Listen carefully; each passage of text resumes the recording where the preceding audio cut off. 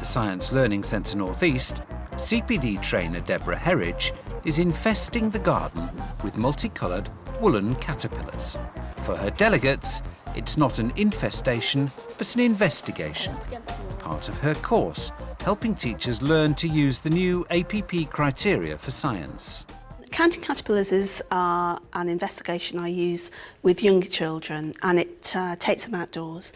And it's really an introduction to habitat and camouflage. And the idea is that the teacher will go and just place caterpillars in the school grounds. And the children have a number of minutes in a relay to try and find as many as they can. Our 3 starters, off you go. We've got very bright coloured ones, and we have more muted colours that would blend into the background. Combine them. So each piece of sticky tape on the board represents a 2-minute time interval. So then we'll come back inside and say, OK, this is what you've come up with. Can anybody spot a pattern here? So we've made a kind of tally chart, haven't we? Can anybody spot any sort of pattern? We found most at the beginning, and then it became harder to find them. Is there another pattern? Bearing in mind, there are these colours, these dark green and dark brown colours that we didn't see them until right at the end. If you were a caterpillar, which colour would you rather be? You'd rather be dark green, wouldn't you? So you wouldn't be seen. So there's a whole avenue you could go down of the biology content, looking at camouflage and adaptation.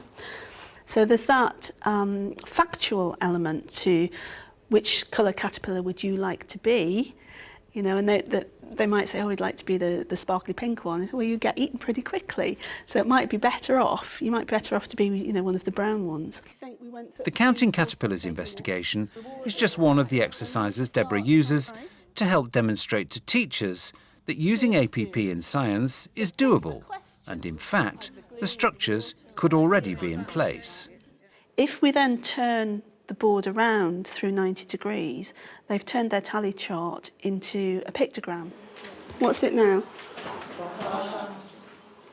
Easy, isn't it? So the caterpillars are represented as the bits of wool in a different way. Now, representing data in different ways is one of the key elements of the communication strand of the APP. So that's an early start to actually ticking off and representing that area of data handling.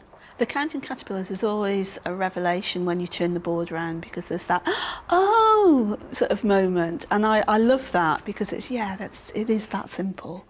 And it's just having somebody to show you that. You know, it's so easy. Everybody can do that in their classroom. Deborah became a fan of APP after realising how it encourages practical science investigations, like the caterpillar exercise. If you're doing practical science, then the evidence you need for your APP assessments just generates itself. And it's just being aware of what you're looking out for. So it's been a little bit more tuned in to the criteria and what you need to be looking out for as evidence.